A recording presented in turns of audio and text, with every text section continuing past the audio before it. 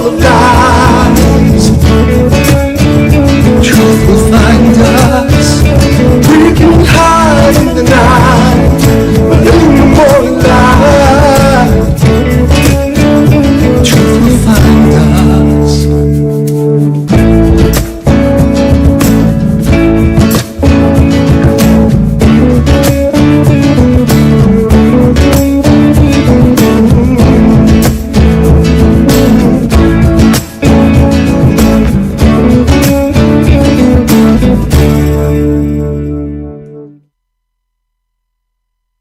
Show at villageconnectionradio.com. Our engineer and owner, Jim Savali, at the helm.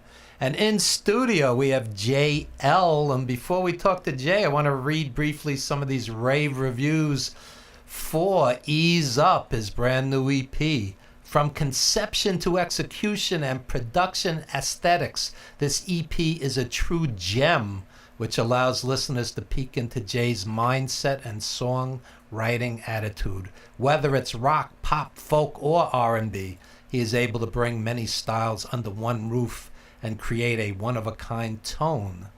This recording is full of extremely pleasant, well-written, and nicely arranged music. It has all the elements of great writing, melody, outstanding groove, excellent recording, and a whole bunch of subtle musical beauty. Let's say that this recording has rekindled hope in me that there really still are artists out there who know how to make great melodic music. And I'll end with this one. JL proves to be a deft singer-songwriter on the soothing country pop of Ease Up. A tremendous amount of warmth radiates throughout the whole of the collection. Narratives emerge showing off small vignettes of a life lived to the fullest. Welcome, JL. Tell us about your life that's been lived to the fullest. Well, thank you very much. Thank you for having me. My pleasure. It's a pleasure to be here. It's a wonderful place. Thank you. I don't know if many people will get to see it, but certainly it's beautiful. I was telling Jim, the posters, it's just great. My life, right? Thank you for reading the reviews. Sure. I'm so pleased. My life is the life of a musician, so it has its ups and downs, of course, as you can expect. And I mostly focus on writing as much as I can and find as much time as I can for that. And, of course, play guitar and sing. And, what I've been grateful to folks like you and Michael from MTS who Michael organized Stova. this gathering, is be able to talk to people about the record and have some great conversations on that. And this is what I do these days, is try to let the world know about the songs. Right? And one of the things that we do here is have great conversations with great artists, because the record industry reeks of ageism, and if the artist is over 16, it's like they look at them like they're 100, and Right. you can't always have a good interview with a 12-year-old. So it's an interesting thing. A friend of mine, a book writer, a novelist, she's great. Her name is Marielle, and she writes books. But she was telling me she read an interview about Madonna complaining about ageism, right? Yeah. And I was thinking about this. I'm like, okay. If you listen to classical music, most of the folks, and they're mostly men, right? They're dead, right?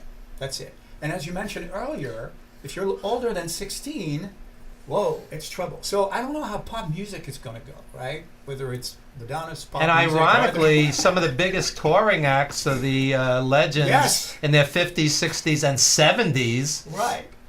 My favorite artist, you're going to fall out of your chair, is an R&B singer named Bobby Rush. Whoa. R&B blues, he's 85. Nice. He looks like he's 55. He does like 2.5-hour shows. There's unlimited energy. Wow. If I were to pay to see one artist tonight, it would be Bobby Rush. He's 85. Nice. Wow. So what does age have to do with anything? I don't know. But, I can't speak to the business so well. So if record companies find that 16-year-old gets to download and buy music, maybe that's what it is. I don't know. But yeah, where are we going with that? I mean, hey, we live a little longer overall, right? That's great. And there's no reason to stop making music. Yeah. So why not? But it's great that so many are still doing that. I mean, Mick Jagger just got on stage recently after his heart operation. Great, Yeah. fabulous. We'll take it. I mean, I don't know what You it don't want sounds like. you don't but- want Mick to die on stage. Yeah, I mean, they might look at it as a good way to go out, but I think Yeah. it would traumatize the audience. That's actually happened. Johnny Guitar Watson, one of the great legends, he died on stage. Wow. So did Felipe Wynn, the lead singer of the Spinners. Oh. Jackie Oh my Wilson God. collapsed on stage and ended up in a coma. He lived a long time afterwards, but that was the last time he performed. So it has happened. I don't think it's so wonderful for the audience. Didn't Gene Cornish recently go down on stage? But he didn't die. But he went down. I'm not sure, but he's still around. Yeah. Yeah. so- Actors, theater actors, were known to at least have that sort of fancy, I should call it, right? Where you're on stage and you end your career dying on stage. But musicians, I don't know. It's I never heard anybody wanting to be dying in front of Yeah. So sometimes they're dying, but not literally. Right, exactly. The audience is looking at the cell phones. And, That's usually the time when we go, oh no. So now that we've covered all the negative stuff, Yeah. tell us about some career highlights. Career highlights. Yeah, well, I'm grateful to the reviews you read, and there's a couple more that have come out. And what do reviews mean in 2019? Personally, I'm old school. If I see a ton of legit media, rave about an artist, right. it makes me curious and I want to check it out. Right. And I do believe it still has credence. However, in 2019, you'll have a million, blogs and websites, and not everybody is credible. And, so sometimes you question it. But if I see like Downbeat or, somebody Sure. say this artist is worth hearing, Right. I will check it out. Yeah. So Yeah, well, the good thing about what's happening with the reviews and the reviewers so far is that there's certainly no financial push coming from the connections or the, it's I don't have the means to call out a PR campaign, right? so this is from the heart. This is from the That's heart. right. Now, and I have to also say that so far, I'm the only one who has liked each of these reviews. Right. So I can't speak to how many people have read them. What I'm hoping is, of course, more people will get to read them and more people will get to talk about them. But as an artist, it's still always great to get that recognition. Sure. I know painters and other artists who have never been acknowledged. Of course. So you have a page full of glowing acknowledgments, which says something to your art. Yeah, and I'm so grateful for that, right? Because even at the start, before they even write word one, there's this thing that happened is that they take the time to listen, right? And for me, it's like, wow, I'm so grateful. But it's beyond listening. They're critiquing Yeah. it. They're thinking about it. They're Exactly. absorbing it. It's it's showing respect for what you do. Right, and again, I'm not. They don't know me, so it's not like they have expectations of my next record because they've heard the one Right. before. And okay, am I living up to something they liked? And I start with the basics, right? If you grant me 3.5 minutes, 4 minutes of your time, which is the most valuable commodity we all have, right? That's it. You can't buy any more time than you have. You can't exchange it. You can't, trade it. That's it. That you have your time. And to me, if I can, make sure that out of that time you grant me, I don't waste it. I do the best possible Right. work. And the simple fact that they've listened and taken the time to do it, I'm like, wow, it's so fantastic. That's the way I listen. So your music transcends many different genres, and when I think of perfectly crafted 3 or 4 minute, pop tunes, if you, as an overall term, I think of course, McCartney and Lennon, Yep. Squeeze, Sure. perfect 3-4 minute pop tunes, Yep. Gamble and Huff on the R&B end, yeah. guys like that, Yeah. Tom Bell, who worked with the Spinners, and, Right. perfect 3-4 minute pop R&B Yeah. tunes. And so who are some of the songwriters that have influenced you? Well, You named a few right there. Billy Joel is a brilliant songwriter. Yeah. I mean, the craft, from the lyrics to the music, of course, and also original, right? And you take other folks. Diane Warren is a great writer. She's not a performer, at least not the way I've known her. I've known her through her songs from other artists. You take the songs from the Motown era, just incredible songs, right? And they've set the way. They are, obviously there's been a new wave of attention paid to Queen, right? The band. But you listen to the writers, whether it's Freddie Mercury or the guitar player or the bass player. The bass player writes these wonderful songs, and it's just all of these folks.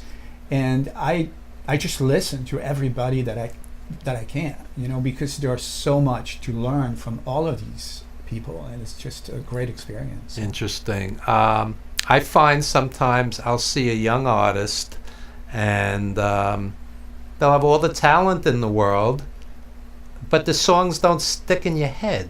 Right. Yeah, I remember even as a kid going to Broadway, if you saw like Oscar and Hammerstein, Rogers and Hammerstein, I should say, right.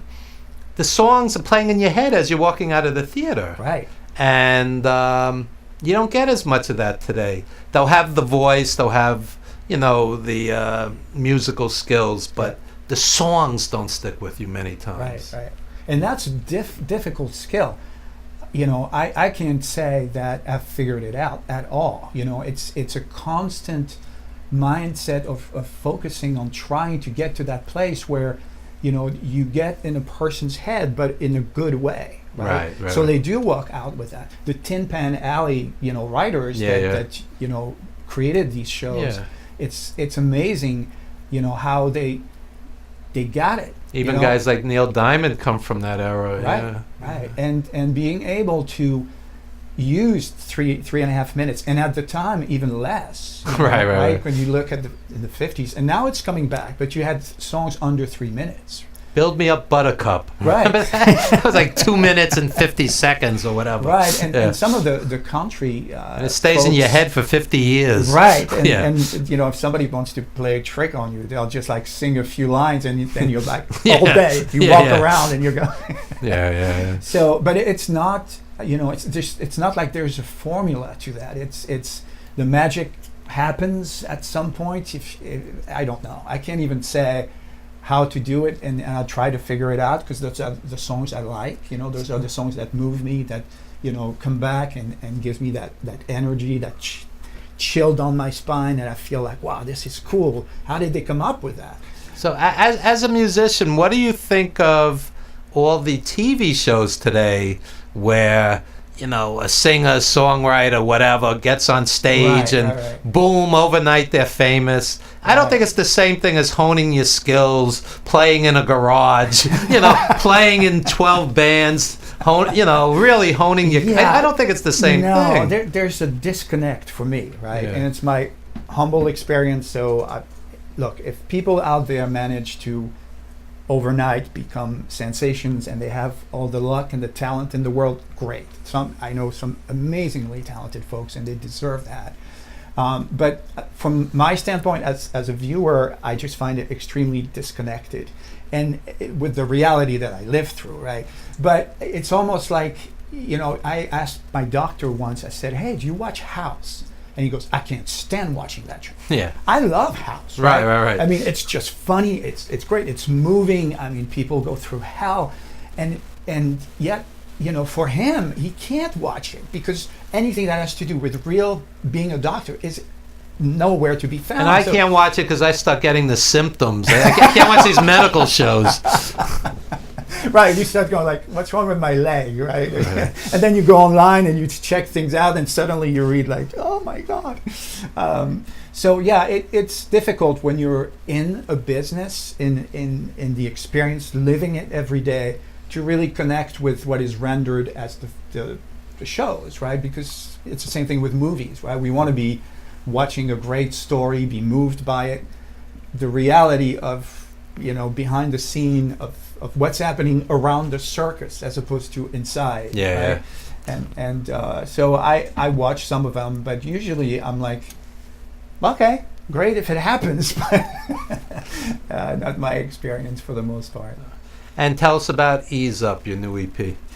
Thanks. Thank you for asking. So Ease Up is the first single. And what does the title signify? Right. It's about, the whole EP for me was an opportunity to convey that it's a good thing sometimes to just slow down and take the time to not just enjoy things the way they are, but not necessarily rush into things and want things to happen, immediately or the way you want them to happen, but stand back and take a look at things. Whatever you're focused on, can you just maybe it's best if you take a step back, relax, let things happen, open up your mind, open up your eyes, and just say, hey, I'm missing this and that because I've been too focused on that one tree here and the rest of the forest is gone. And that's what I've been trying to convey with these songs, including, of course, the first Ease Up Into Love, which is also the title the title of the EP, Ease Up. And what I try to do in my humble, limited reach is sort of counter what I see, certainly when I go to news sites, the negative headline clickbaits, what that is going on, right? We all respond to, these negative stuff. We all have our buttons and they can easily be pushed. I spend an inordinate amount of time fighting with people on Facebook. I've lost cousins. Something set me off. And some people, yes, they have family issues, and they say at Thanksgiving, don't talk politics or religion. Yes, of course. Politics or religion. Right. And I thought that it's an interesting thing. I ran into a vet from World War II on 72nd Street, right? And the guy, I can't tell you how old he was, but he looked very old, and as you can imagine, probably in his 80s, if not 90s. Sure. And I said, thank you for your service. And the reason being that, I was born in France, near Geneva, near Switzerland. Yeah, it's one thing. I could detect a slight accent. So I grew up with, folks who said, hey, these kids from the U.S. came, they landed on the beach, they freed, France from the Nazis, and America was always this big block of people who had these values, right? Yeah. So my experience is that when you're one-on-one with everybody that I met, except maybe for a few individuals here and there, great people. And yet, it's so easy to see how great people, right, who would give their lives, who did give their lives, for values that are, the best values you can hope for during your lifetime, right? Peace and all of this stuff, freedom. And suddenly you can see groups forming. And in Europe, the history of that is dreadful. Yeah. The Serbian were probably the last one, of that big issue there. But it happens everywhere in the world where groups of people get at each other for things that, so I'm hoping, in my little way as a musician that, sure, I can take a stance on one side or the other, right? I can support this or that, whatever. My opinion doesn't matter. There's plenty of opinions out there. But for me, it was more like, hey, relax, pay attention to what's going on here. Just take it easy. Well, ultimately, I think life is simple, but we make it complicated. For sure. What's important are your friends, your family, doing what you love, Yep. following your muse. You're a musician. Yeah, I do radio. I make movies. And helping people. Yes. And helping people. That's right. And I think, we pretty much decimate each other online. And there's been studies saying you would not say some of those things face to face. That's right. That you would. The screen, Yes, the distance, right? Yeah, loosens your inhibitions. Right. Just last night, Jim, you'll appreciate this. Just last night, this wrestling promoter, I won't name names. We've really got into it over politics, like night and day. And he comes. I'm working what we call a gimmick table, merchandise. He walks over to me, and at first I'm like, I hope this guy's not going to start an argument, a fight. Mm-hmm. And he comes over, hi Evan, how are you? Good to see you. Please come to my next show. And online we were murdering each other, just murdering each other. And and he was friendly, so I was friendly. Great. And it was almost like, hey, it's nice that right. you could put that in the distance. Yes. I mean, and I always find that at concerts, at sporting events, all the differences, kind of like, you're there for the music, you're there for the show, right. You're there for the sporting event, whatever the case may be. So, again, it goes back to people's core values. Yes. The old expression, people are people. Right. Doesn't matter, Jewish, Muslim, Christian, atheist, people want the same things. Yeah, and they certainly want peace for themselves, for their children, for their family, and you take New York City, right? I mean, where else on earth do you have that many different kind of people? I mean, I come from a place, Geneva is where the UN is in Europe, right? Geneva Convention. So there was a good mix of folks. And in New York, it's incredible. I'm in Queens, in Flushing, Queens, Main Street, Roosevelt Avenue, first stop of the 7 train. Right. There's over 150 different nationalities. Right. It's the most ethnically diverse place in the United States. Main Street and Roosevelt, 150 different nationalities. Yeah. You're all sitting on the train together. That's right. Getting off the train, going to work, trying to pay the bills. That's right. Doesn't matter what you're wearing, who you're worshiping. You got the same stuff to deal with. Yes. And how peaceful is this place when you consider all of this? So, it's not like you can't do it. We are doing it. I think that when you were talking about being in an arena, right? Whether it's for sports or music, the marketing is over, right? So you don't have to have people choosing, making selections of things, but when you watch, certainly online, right, websites that are trying to get you to buy a product because there's advertising all over the place, and they have to do it. It's the business, right? If you don't get people to stay on the page for one reason or another, right, whatever it ticks them off, or get them to stick with it, or click on that button and read that article about this person complaining or that person not being right or whatever, then you don't get the clicks through the ads, right?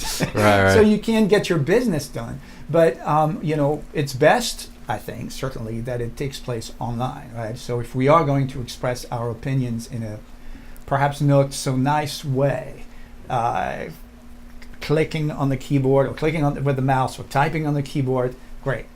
And hopefully it doesn't go beyond that. When it starts getting violence in the streets, when people feel like they have to beat on each other or shoot each other, God forbid, then it's terrible. And hopefully we don't go there. I think it's as turbulent a time, as divided a time as the 60s or 70s, I would say. I don't think I've ever seen it this bad. Wow.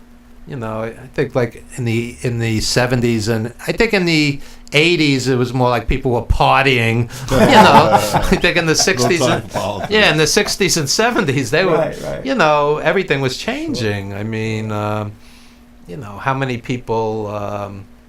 You had Malcolm, you had Martin Luther King, you had Medgar Evers, you had Bobby Kennedy, John Kennedy.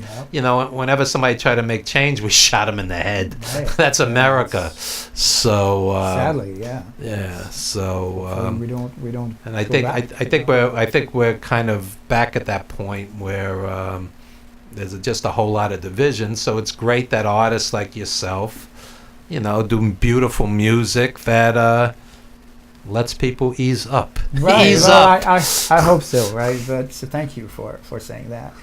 It's fascinating, and yes, it's scary that you have to be facing, that kind of anger, and that kind of anger and discontent rises up at the top of the headlines, right? You can't ignore it, right? And what I'm trying to say is, hey, take a moment.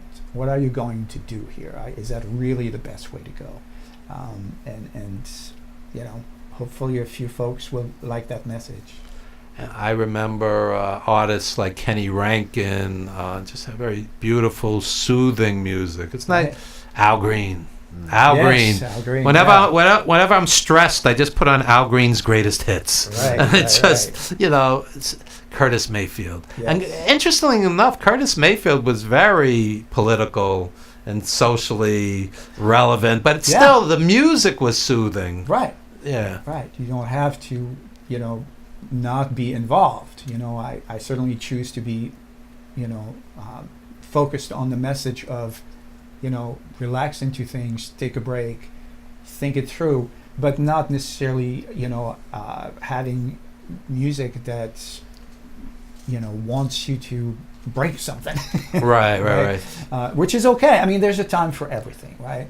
And hopefully music allows you to express these or go through your emotions so you don't pick up your baseball bat or you don't pick, you know. I mean, move there's forward. acts like Rage Against the Machine Yeah. who, you know, are very strong, you know, fight the power, Public Enemy, Yeah. you know, which is fine, but I think sometimes Public Enemy had a line in Fight the Power where they said Elvis was racist. And many people said that's not true. I've never heard that's the case. But, Yeah, you know, I was not a huge Elvis fan. I was an Al Green fan. Al Green lived about a mile from Elvis. So when I went to Graceland, they actually have these experts. They could tell you everything Elvis ate, drank, whatever. So they said, does anybody have any questions? I said, did Elvis ever hang out with Al Green? And they couldn't answer. But they go, James Brown used to come to the house all the time and they would sing gospel songs together. That's great. So, Yeah. so I guess he wasn't a racist if he's in the house with James Brown singing gospel songs. Right. You know, so sometimes music can misinform as well. Yeah, I mean, it's true. And, you know, that's a great point because, you know, when you have, or certainly when you step up and take the responsibility of passing on a message, you should really make sure the message is true. Right. I mean, check your facts if you want to call it that, but certainly be careful. Now, are you trying to create controversy so that you get a conversation going, so that your name is passed around? You know, there's something about, you know, you said earlier about ageism, right? If you don't complain about something, then everything is great, which is not the case. But if you don't complain about something, you don't create controversy. Okay. Right? If you don't create controversy, then people are, what do they say about, first of all, they don't know you exist necessarily, which is not true. You can definitely be known without being controversial or doing things that are like weird or nasty or say things that are not true. But it's a way. So sometimes I listen to stuff or I watch stuff and I'm like, what am I being told here, right? Is it a line put in the song so that people laugh or people take it and believe it? But the person who writes it, in my humble opinion, should be really careful. Sure. Because we pass on messages, right? And hey, people are going to walk away, and if not necessarily be convinced that it's true, think about it, right? And that's not Yeah, fair. yeah. That's not right. That's me. As What do far- I know? I happen to agree. As far as ageism, I think it's almost the last acceptable prejudice, where somebody will say, "That guy's old. You know, he's out of touch. He's going senile. He's got Right, right, Alzheimer's." Why is that okay? And everything else, everybody's hypersensitive. You know. Right. Sure. You know. There's there a old folks parade eventually? Well, maybe we should have one. I mean, look, it's easy to just group people and start having these, you know, concept attached to the group. I think that, unfortunately, it seems, based on my reading and a little bit of studying, that our brain does that very easily, right? Regardless of where that brain is and what skin it is. it's almost this knee-jerk reaction of, oh, paper, great, goes here. This person that way, okay, tall, old. Yeah. And it's like my grandfather. You categorize seen that, them. right? And we do that so quickly. But what is prejudice? Prejudice is prejudging. Yep. Okay, so if I walk down the street and you see a middle-aged white guy graying in a jacket and you go, Trump voter, racist, homophobe, it's all not true. None of it is true. Right. So you're prejudging just by somebody's appearance. Absolutely. I know Trump voters who are white Trump voters married to black women who are not racist, first of all. So even those categories are Right. nonsense. They are. And So and it's very difficult to, separate ourselves from that sort of immediate, judgment that is certainly passed on, right, out there by folks.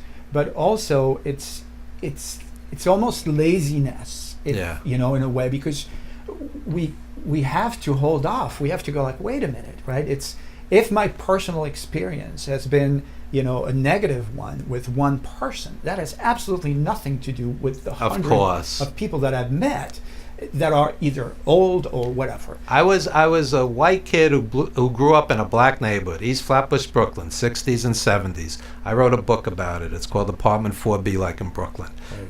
Good, the bad, and the ugly of that experience. But obviously, it's not just one experience. No. The good, the bad, and the ugly of that. So, Yeah.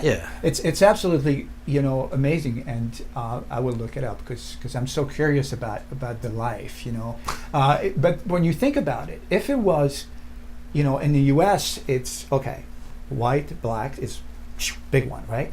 But in other places in the world, even in Africa, it's black. And they, and in Europe, and they still fight. Yes. Yes, and well, some of them kill each other like crazy. Was it hoodoo and the Tutsis? And in Europe, What about Hillary versus Trump? Plenty of white people, murdering each other online. right, I there mean, you go. But you can be on one side where I come from. Right? You're on one side, you're French. On one side, you're Swiss. You look exactly the same. The distance between the two is from your bathroom to your bedroom. Yeah. Because we there's make these divisions. exactly, and We they're make based on nothing other than sort of perpetrated notions, right? And that's just what it is. I'll tell you an interesting story. I go to Paris a few years ago, and you hear all the bullshit. They're not friendly. They're not nice. They couldn't have been any nicer to me. They gave me the keys to their apartment. Okay, people I barely knew. Right. Okay, acquaintances. Stay with me. Here's the keys. Come anytime. Come back. Right. You're always. They couldn't have been any nicer. Right. Where did all this nonsense? The French aren't friendly. The French are cold. Right. Come on. Yeah, it's you're gonna find obnoxious French people. Of in Paris. course, like You're gonna anybody find else. idiots everywhere in the world. You're never going to be able to just like find a place where everybody is just the most pleasant person always with no negative thoughts or actions. But it's one of those things where it's easier for us to catalog these tidbits, right, than stop ourselves and go, no, this is a new experience, this is a new person. And some researchers say, well, look, a few hundred years ago still, and thousands of years ago, we didn't have much to eat. We had to save our energies. For the brain to save energy, it's got to work fast. You should have a radio show. right, Jim? No, I'm going to run out of but that's okay. You do a better job. No. You. So there you It's you an go. eclectic interest. Yeah. So here you have, this, system that's built on being able to quickly make a decision, right? Yeah. So that you survive. You don't use too much energy because you don't have any food until the next summer or something, and we're left with that, and it hasn't changed, right? So here we are making quick decisions about people based on their appearance, based on their accents or whatnot. It was funny. I read recently there was something on some of the online news stuff in music about Halsey, who is letting the hair under her arm grow. I don't even know who that is. Right. Who So is that? Halsey is a new singer-songwriter who has come out recently for the past few years out of viral things she's done, and she's got a wonderful, smoky voice, and and she's got green hair these days, or certainly some of the pictures. But she's letting her hair grow under her arms, right, her armpits, and quite a few years back, people would say to me, "Oh, French people, yeah, they don't shave under their arms. The women don't shave under their arms, right?" So I was like, "Well, my mom always shaved on her arm. I don't know. I mean, I don't know all the French people in Patti the world." Smith did that 40 years ago. What's Right. the difference? So- Good music's good music. Right. And so it's kind of these things that stick with you, and you go like, okay, maybe all French women don't shave under their arms except my mom. I don't know. Yeah. But the point is, these things they stick with you, right? And I don't know why. I mean, I don't know. And hopefully that's not a big one. But, ultimately, you should be focused on the music. Yes. Not the woman's green hair, hairy armpits, whatever other hair. It's the music. Right. And a lot of times with pop singers, it's always, look what she's wearing, look what she's showing. Yes. I'm like, Yes. it's like, what about the music? Yes. Well, Aretha died. You're listening to stuff she did 50 years ago. my God. Will you listen to stuff that these musicians do 50 years from now? Probably Brilliant. not. Brilliant. You got to listen to Rihanna 50 years from now? Probably not. We hope for I her. mean, she's had an beautiful. impact, So right? what? So what? Yeah. Nicki Minaj, she's smoking hot. So what? Are you going to listen to it 50 years from now? Yeah. I don't know. Look, it's impossible to predict how some of this is going to stay and become classics, right? If you create true art, it survives. That's what we see, yeah. Pop schlock, it kind of disappears after a while. Unless it's a monster hit and people just... Right, then it becomes part of the collection of the Yeah. 80s or the 90s Yeah, or 60s. yeah. But those are tough to write. I mean, I certainly wish, one day I can, have that. But, and not just because, I want people to know I've existed. That's not the point, because every time you listen to these classics, mention Aretha Franklin, Yeah. she was included, a clip of her was included in one of the show for Eric Clapton on HBO that I saw. She's amazing. They put Chuck She's Berry in amazing. space capsules going, Right. I mean, because Him and Buck. because that music is going to survive. Right. Anyway, plug your EP, and Great. our engineer's going to play a little snippet of your music, and then we're going to hear as much live as you feel like playing. Oh, that's super. So plug these up. Just want to play it? Oh, okay.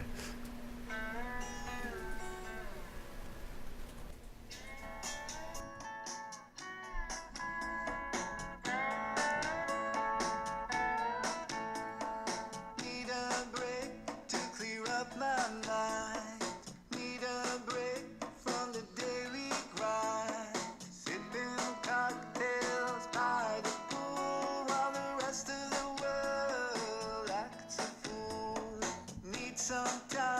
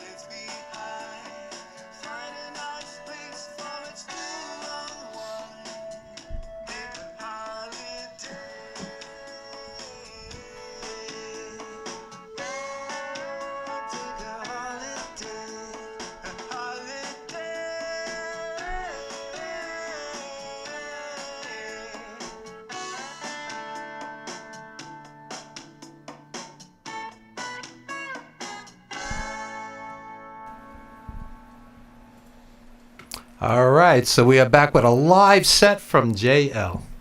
Thank you. So I thought it would be fun Is he mic'd okay?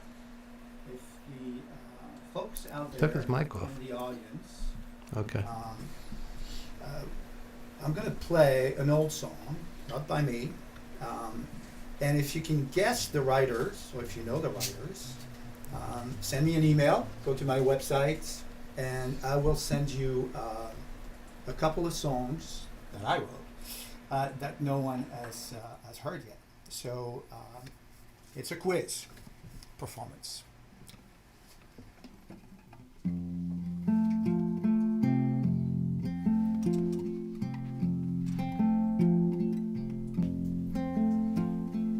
You're so young and beautiful, and I love you so. Oh, your lips so red, your eyes that shine, the stars that glow. So pale with lonely eyes of mine, and kiss me tenderly, and you'll be forever young and beautiful to me. You're so young and beautiful. You're everything I love.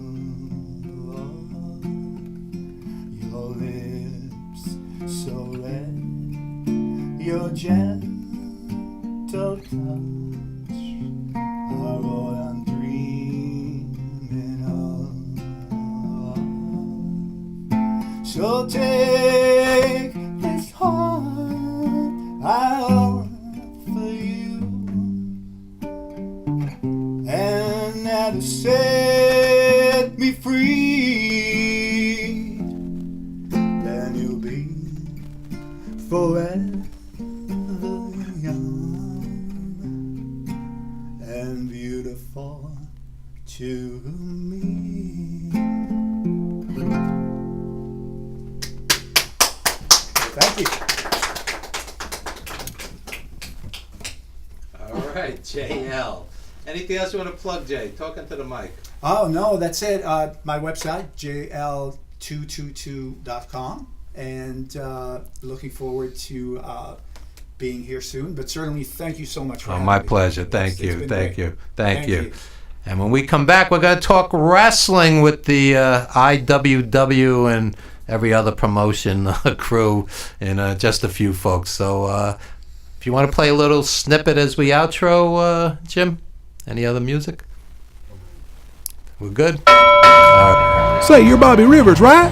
Bobby barely registers and nods while he looks around for women. I love how you beat Willie Dean tonight. I hate that guy. You know, I can't. Bobby looks at the bar and sees Willie Dean talking to two girls. Hey, Chris, kayfabe. He looks at the fan. Sorry, man, we stay here. There's going to be a fight. Know what I mean? Let's go, Chris. Chris asks, why didn't we stay? There wasn't going to be any fight. Listen, brother. Bert Ironside's rule number 1. Baby faces and heels do not socialize. Why? It's all about protecting the business. You don't tell your 5-year-old that there's no Santa Claus, and faces and heels do not sit in a bar full of marks drinking together. Kings of the Ring is the first audio drama podcast based on wrestling. Search Kings of the Ring from any podcast app or kingsotr.com.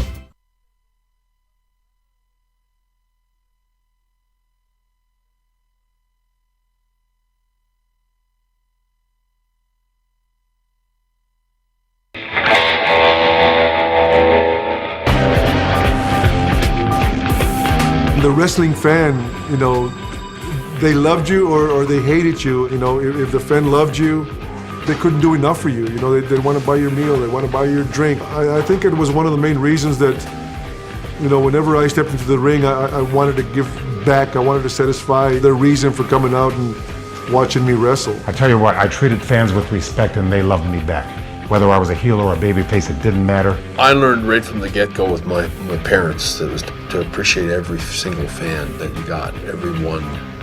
You know, I think that's one of the reasons I've had longevity in wrestling is that I always treated my fans with a lot of respect. They wanted to kill me trying to get to my car, and they always knew I was in a Cadillac or something, and it was, you know, you were in fear for your life sometimes. The New Jersey crowds were always great in the Boston Garden. It was dangerous at the Boston Garden. The fans were believers in that era. They believed the doggone thing was real. And they were very, some of the fans were very violent. I look back on it and I'm saying, well, you put up a lot of you know what. But you know something? That's what drove me to do it. Because the more those people hated me, more of this I made. I was being punched and kicked, and I was having beer thrown on me. I was being hit by chairs. How angry do you want to make your wrestling fans? How much do you want to butcher up your baby faces until they're all bleeding and they're being beaten by 8 or 10 guys? I mean, how far can you push an audience before they lose it and then you have the Alamo kind of thing? Play with people's heads, you know. You gotta play with their minds, you gotta play with them. Psychology. Because that's how you manipulate people. And that's what I do. That's what I did for a living. I manipulated you when you were a kid. I know I did. Because you probably didn't like me, or you might have liked me, because I was that way. And a lot of people did. A lot of people didn't. Thank you for the living I made at it, people. You were very good to me.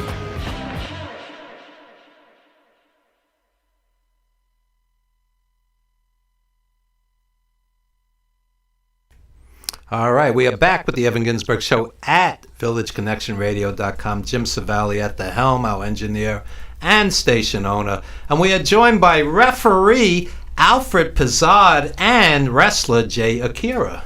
And just back from the IWW show last night. And it was very impressive. They had a full house, first show. And opposite Evolve and Shine, the women's group, and AEW, and Evolve on the WWE network, in a rainstorm. So indie wrestling is thriving in New York. Yeah, indie wrestling is doing very well. It's funny you mentioned packed out crowds. I was at SWF last night. Just started refereeing for them back in April. With my buddies, Team Splendid. Yeah, Bobby C was on the show last night. Shout outs to him. And yeah, the place was packed, even though it was a small little thunderstorm around 6, 7 o'clock. But the people in total came out in full force. SWF, they run as often as pretty much anybody. I would think them and ECPW run as pretty much. Anybody else run as often as those two groups? Not that we know of so far, but then SWF is like one of the most well-known companies in Jersey, as well as ECPW in New York. SWF is our sponsor, by the way. Yeah, that's a good look. And SWF is also launching a second brand. I don't know, maybe you might have seen it on Facebook. It's called A2F, Appetite to Fight Wrestling. Mm-hmm. There were so many guys at the tryout, because periodically SWF will do a tryout. And there were so many guys that they wanted to take from the tryout, wrestlers, referees, and managers, that they couldn't fit them all into SWF. So they launched another company to give those guys from the tryout opportunity. So you had a good crowd at SWF last night. Oh, great crowd. And a great crowd at IWW, and a great crowd at Evolve. Okay? So it says something that there's a whole world outside of WWE. There's a whole world outside of it. And I think it's great that people will support independent everything. independent music, independent wrestling, independent film. Why just put money into the pockets of billion-dollar corporations? Just people love creativity as a whole. People like the mindset for different people. You're very soft-spoken for a wrestler. It's good. Thank you. Yeah. But as a whole, from a creative point of view, people love watching other people's minds make an impact within that world, within that specific area, such as independent wrestling, independent music, independent film, everything. To be honest, it's a great world, and it's what I'm trying to say, it just makes a great impact to the fact where I love creativity. People love creativity, and we want to see everybody's mind shine, to be honest. There you go. And I know we're going back and forth, but to me, everybody's on the same team. Mm-hmm. I get very tired of the promoters. It's like, I'm going to take off the guy's flyers. In the old days, they used to slash tires. Right. It was really crazy. But to me, it's like you got WWE and you got indies, and I want everybody to thrive. And at IWW yesterday, they actually had a musical performance in the middle of everything, which I thought was unique. Because I go back to the rock and wrestling connection in the 80s, so why not have music involved and have all the arts involved? I think it's, it just expands the audience. And not only that, but music has always been the biggest part of wrestling. Put a band in the ring. That's pretty cool. Yeah. And without music, you lose half of your show, because entrance music for the winner, music during intermission, music before the show, that type of stuff. So you're the perfect guy to ask, since you ref for many promotions. What do you see as some of the mistakes that promoters make? Because I would guesstimate that 95% of indie promotions don't survive. Well, to answer that question, and SWF is very perfect at this, it's local marketing. Like SWF will go on a random Saturday and they'll go flyer. So it's the old school promotion. Or like SWF a couple of weeks ago for the show in Sayreville, they did a local appearance at a Walmart and had the guys just give away pictures, 8x10s, and just meet and greet fans. And you got to do things like that. It's more than just being on social media and saying, hey, this is where our show is going to be, this is what time it's going to be, and this is the date. You gotta do more than just have a digital presence. In the old days, you'd see posters up in local stores, even on telephone poles. Flyers have a 1 to 2% success rate. So if you give out 5,000 flyers, you're looking at 50 to 100 tickets right there. But that's a lot of work. Right. And it's much easier to post on Facebook. But when I see a wrestler go, BTW, by the way, I'm wrestling tonight, that's not publicity. No. That's ridiculous. By the way, I'm wrestling tonight. Social media is not that social, to be honest. Yeah. And also, if you do want to go the social media route and you have like what I normally do, if I get a date months in advance, I'll start promoting it from the minute I get it. So as the referee, you're promoting. How come more of the wrestlers aren't promoting? I don't know, and I'm just trying to let everybody know where I'm going to be, just so you know. If you ever wonder, because people get followings, and I have some fans come up to me, like for example, one day 2 weeks ago, I had somebody pick me out in a supermarket. Really? Yeah, because I refereed New Evolution Wrestling. And last week, somebody... I was there also. Yeah. I was actually in the ring there. I remember. You were Team Splendid. Yeah, that's right. And yeah, good job, by the way. Thank you. And somebody picked me out of the supermarket and was like, weren't you the referee that got knocked out by Lou Nova? And I'm like, yeah. It was like, yeah, I was at that show. So, and then they were like, yeah, just tell me whenever you're going to be back in the area. So I just post my dates and tell people to follow me so that, you can see some good quality wrestling. Okay. Jay, tell us a little about yourself. Tell us about some career highlights, some of your best matches. So far, I've been wrestling since 2017 of July, and this year alone was so far the best career highlights I ever had.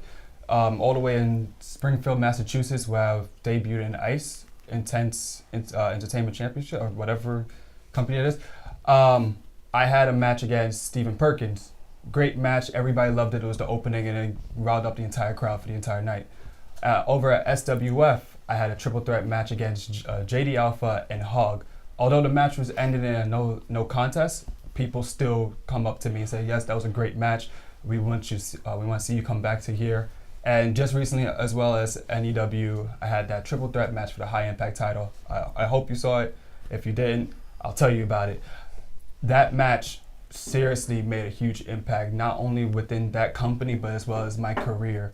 People looked at me, they were cheering for me. Not many people know who I am, but throughout that night, they remembered who I was. There you go. They're telling me they want me to come back. They want people to see Mr. Reality himself. They want him to make a reality, make a huge impact within their lives. And that's what I'm going to do. So within that small frame, and that was all this month, within that small frame, it's definitely the biggest highlight of my career. As a fan, I'll sit through a 17-match card, which is another mistake promoters make.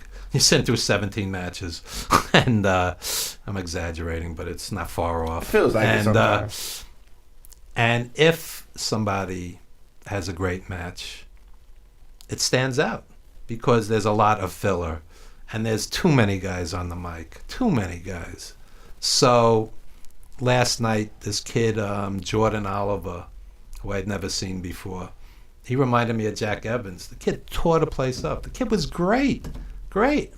And that's what will stick with me from that show last night, because the one match was extraordinary.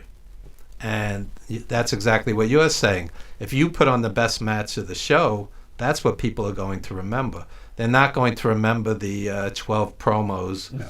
And tell the promoters not to give everybody the mic, because it's stultifying after a while, especially when you can't hear what they're saying. Oh, that too. They go, whoa, whoa, whoa, whoa. You can't hear what they're saying, and you're just sitting there. It's like numbing after a while. So you got the idea. Put on the best match, and people will remember you.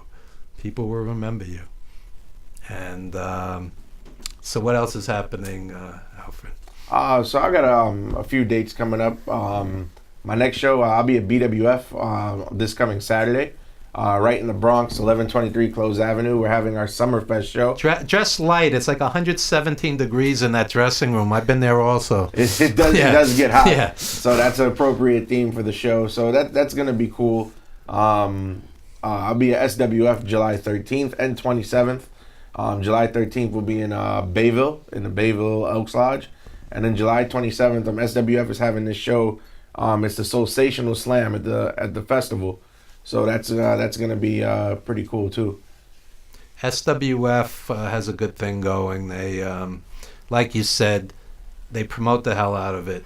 They draw a crowd that looks at their guys as stars. Yeah. This is what indies have to do. You have to build your guys as stars, not just bring in, some guy who was in ECW 20 years ago or, WWF 30 years ago. And, right.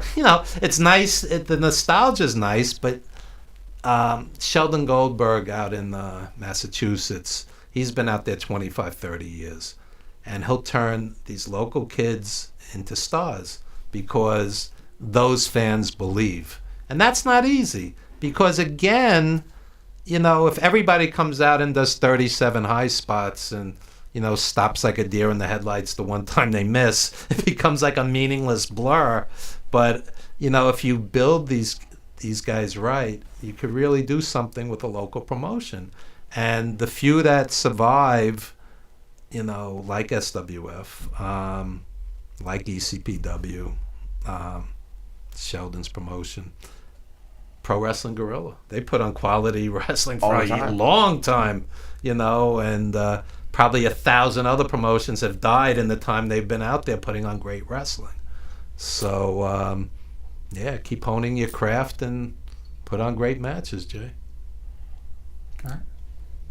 And a reharp on your point, I've been like, places like SWF, NEW, They packed the place out with sometimes with no major names on the card. I saw Robert Saint last night. He's a nice guy. Yeah, Robert Saint's He's a really, great really, guy. really good guy. A lot of promoters I wouldn't piss on if they were on fire. Robert Saint I like. Yeah, You know? Robert Saint is a good guy, and I believe that him being a wrestler also helps him in promoting, because he's been through the ringer. So, I mean, but good quality companies. There's a lot of quality indies out there right now. I think it's not only a great time to be a fan, but it's also a great time to be in the business. 'Cause there's no shortage of good places to work.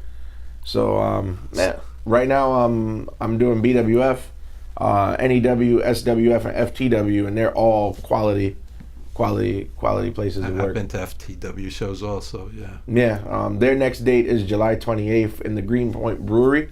That's out in Peconic, so it's a bit of a drive toward the end of the island, but that's going to be a good show. Corey Graves will be there as well. Okay.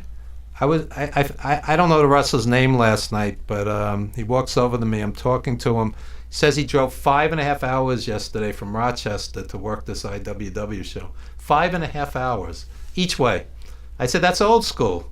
I go, this guy's got drive. Yeah, and literally and figuratively. 5.5 hours. And that's part of what I believe is indie wrestling is all about. And I tell people this all the time. Is several things that you're gonna have to be willing to do. Making the towns is one of them.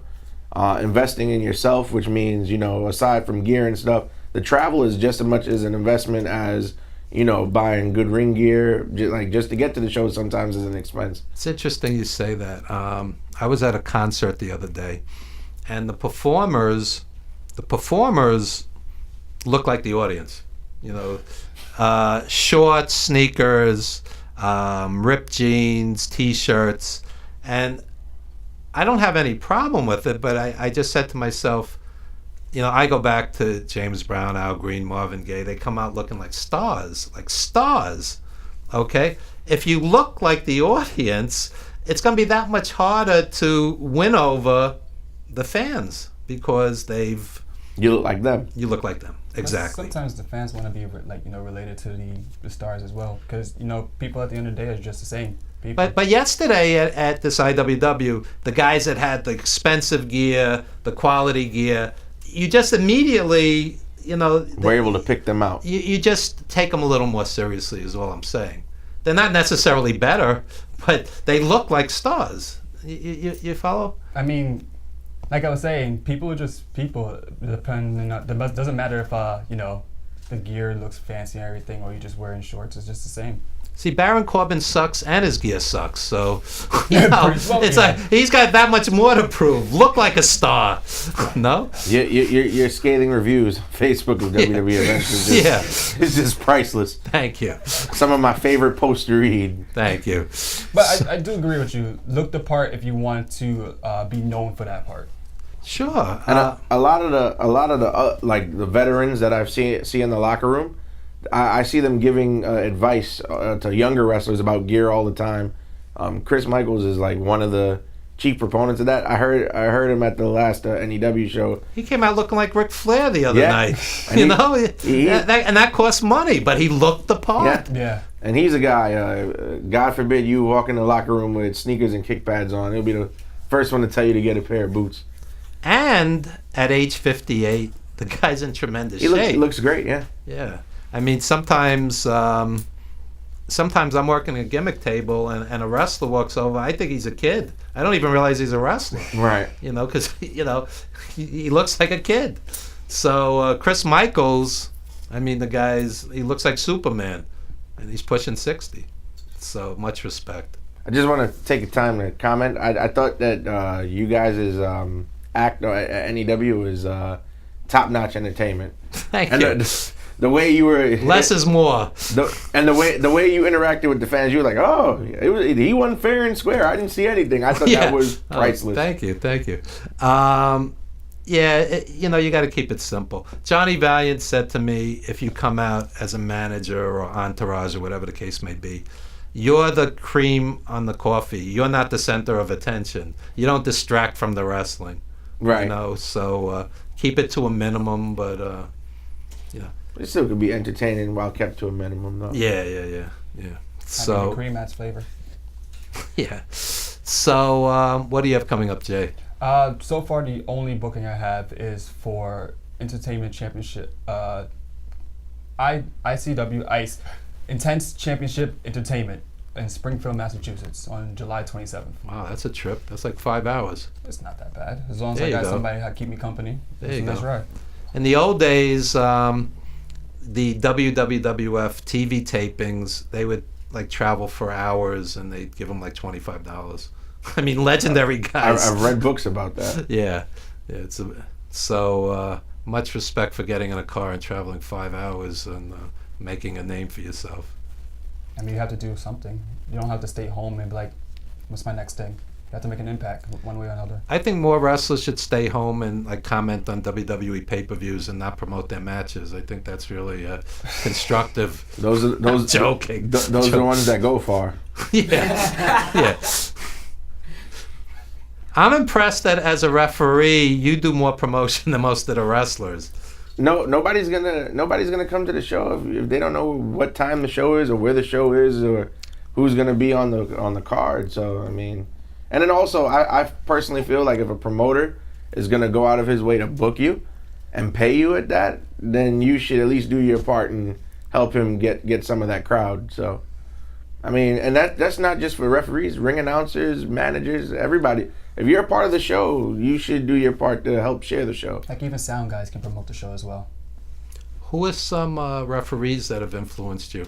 I remember Johnny Red Shoes Dugan back in the day. He was good in the 70s. He would fly over the guys for the 3 count. He was dynamic, that guy. And he wasn't a kid. No, he was Yeah. an older guy. Yeah. But to answer your question, the referees that I personally study to like mold my style from, Nick Patrick, Mike Chioda, and my personal favorite, Tommy Young, the NWA referee.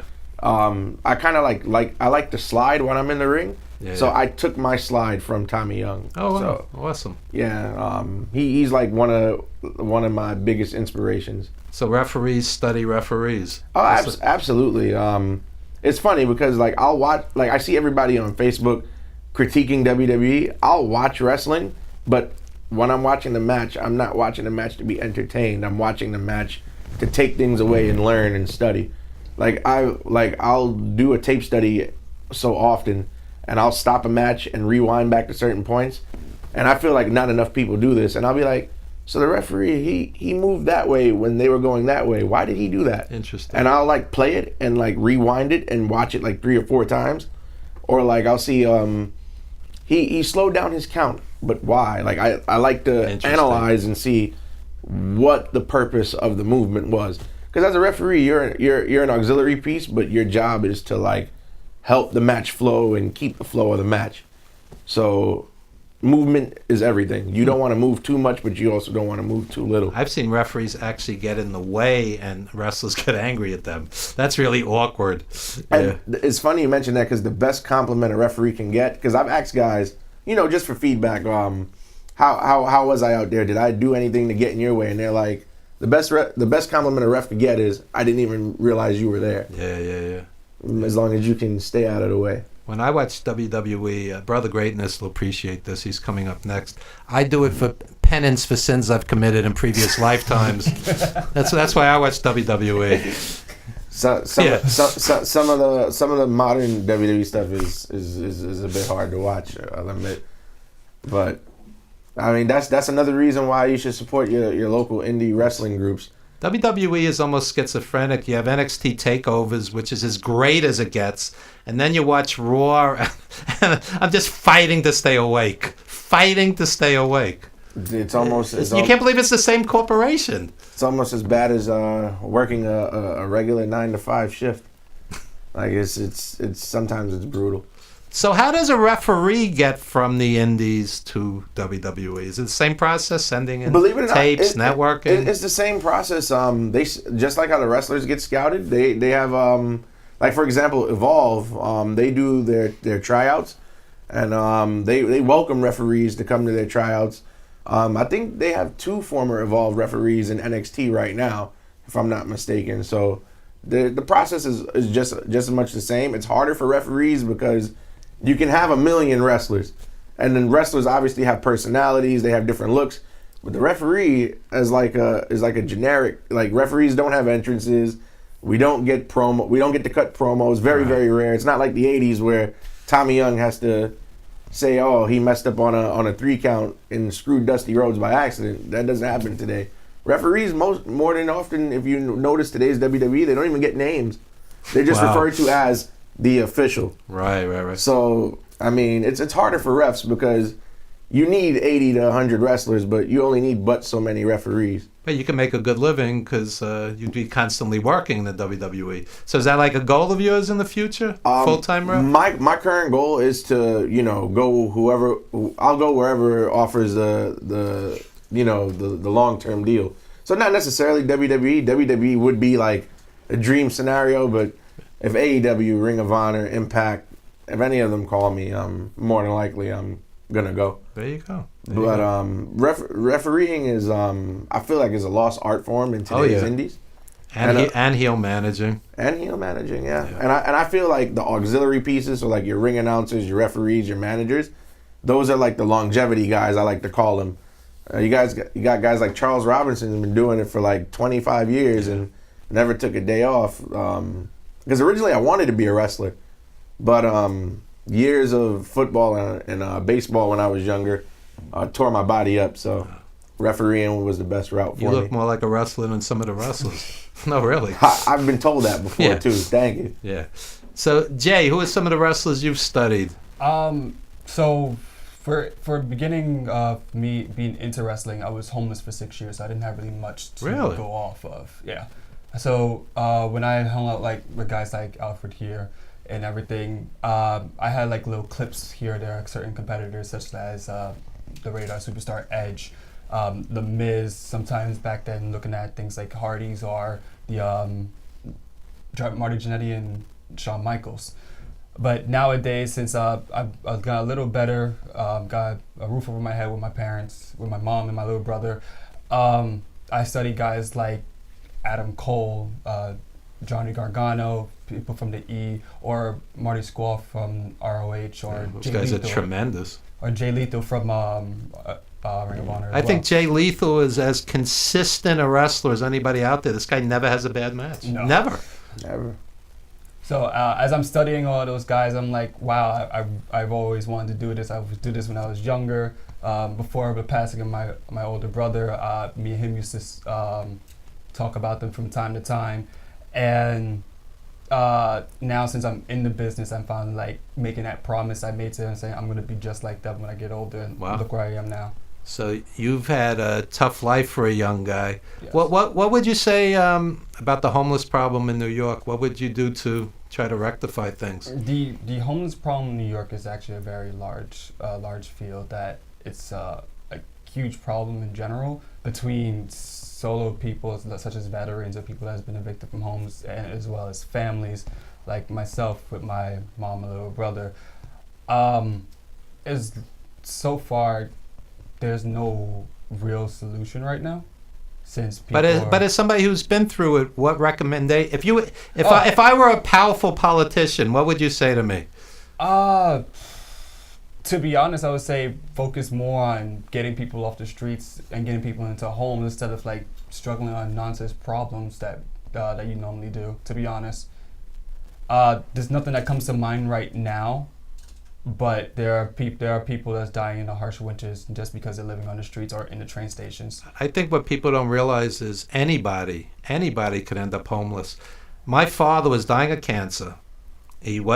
No income coming in the house. My mother was selling furniture to just keep us in the apartment, and for 6 months there was no money coming in. And luckily we had 2 or 3 relatives who, loaned us a little money to get through it all. Then he died, so, you're this close to getting tossed in the street.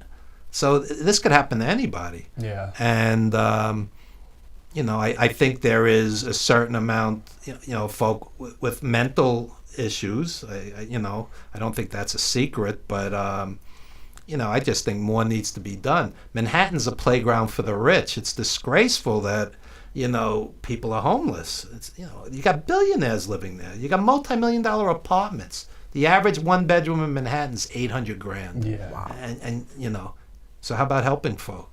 Really? It's my public service announcement.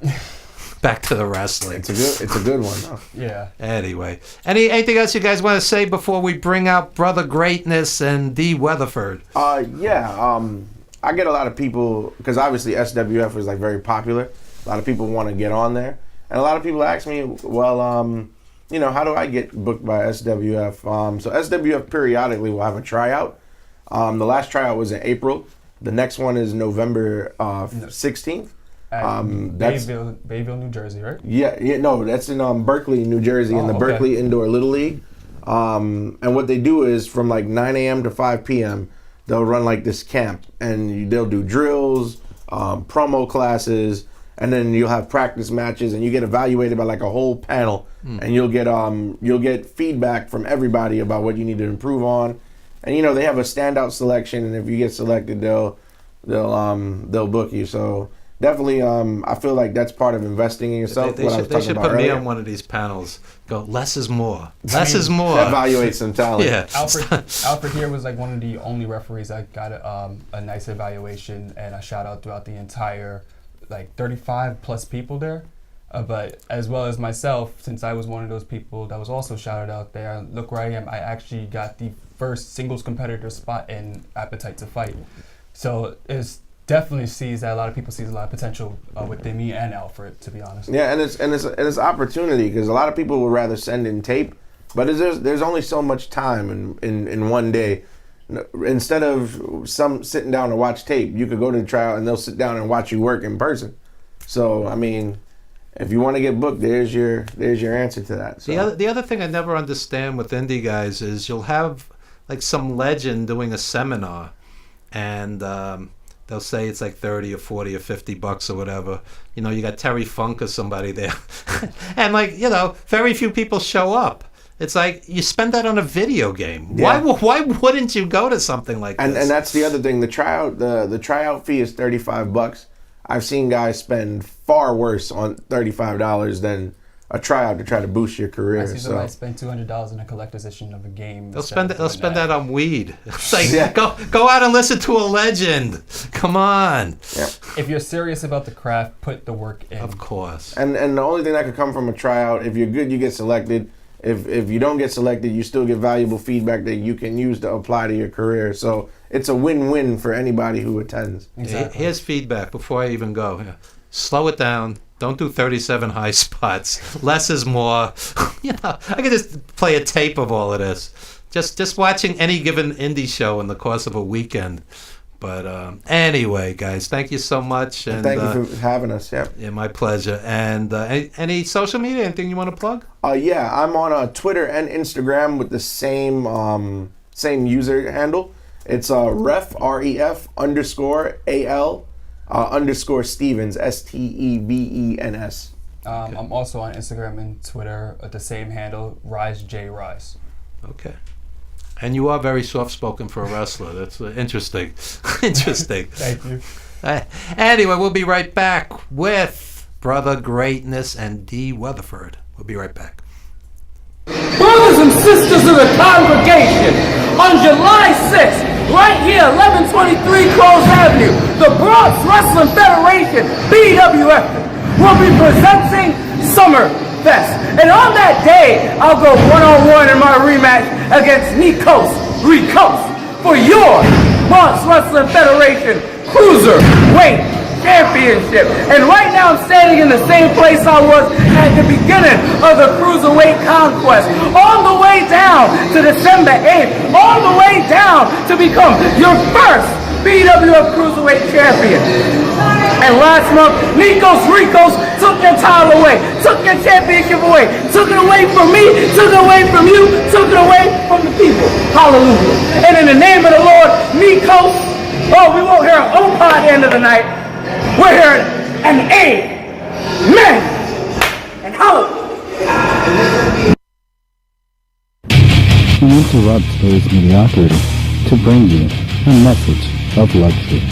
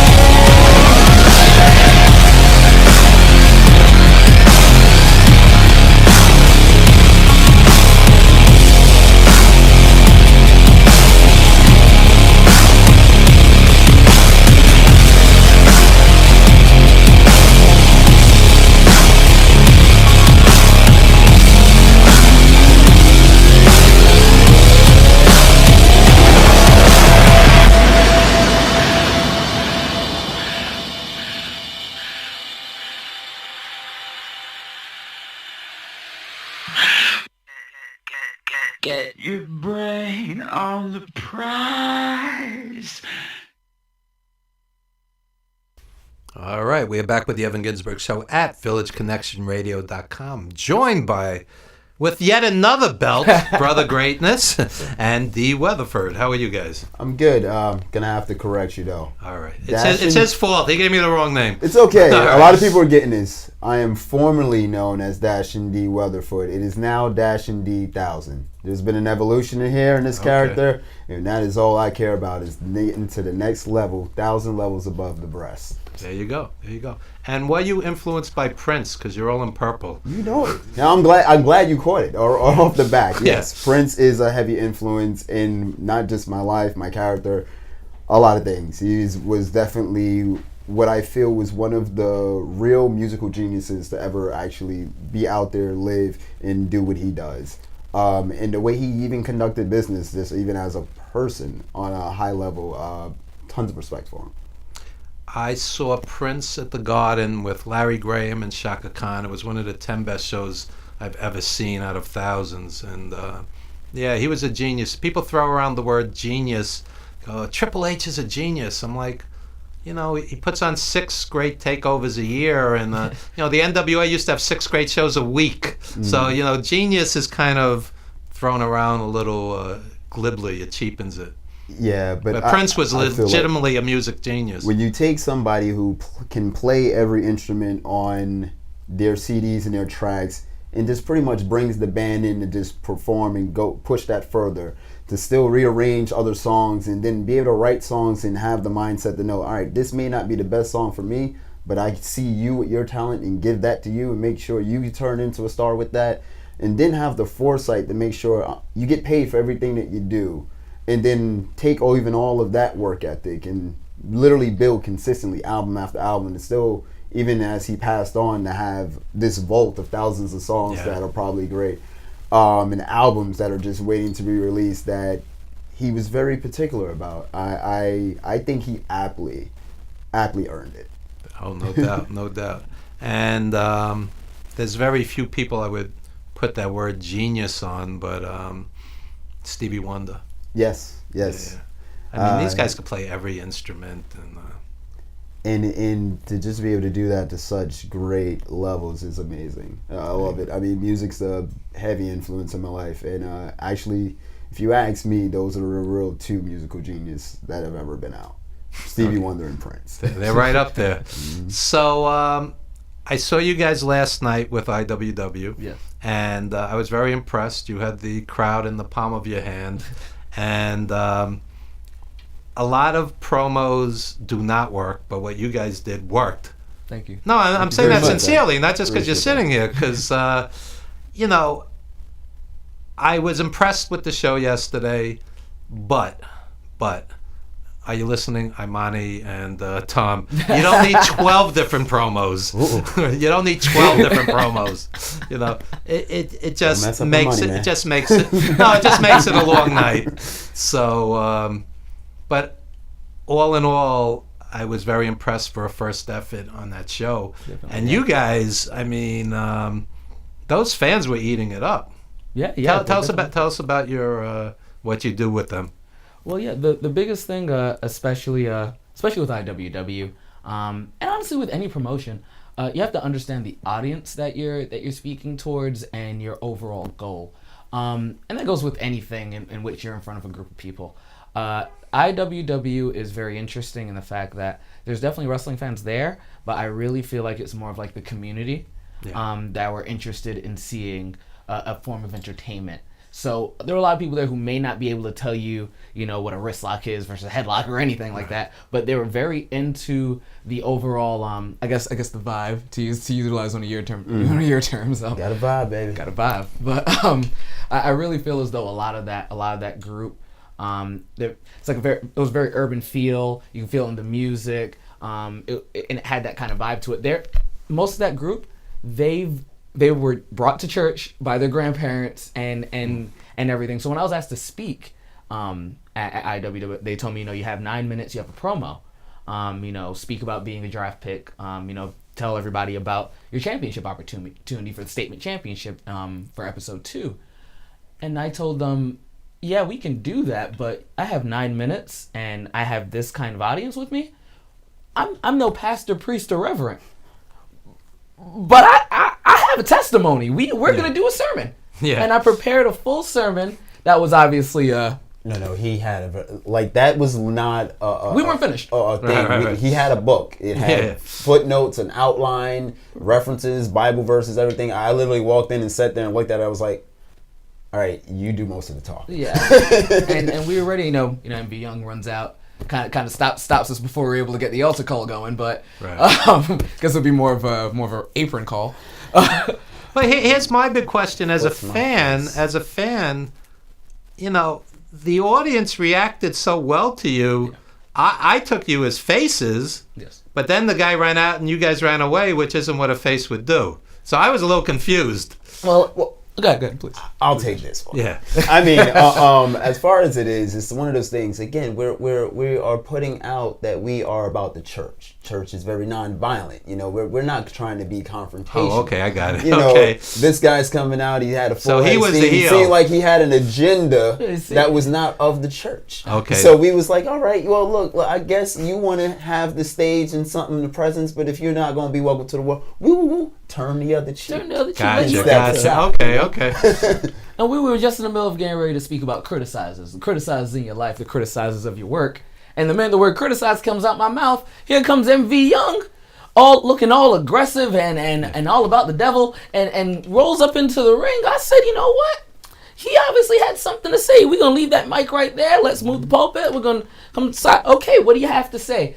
And he grabs me. This such unnecessary ugliness. Unnecessary ugliness. He could have come and said his piece, no problem. Maybe we ran out of time. Nobody told us. Maybe they sent him out to tell us. I know what he came out there to do.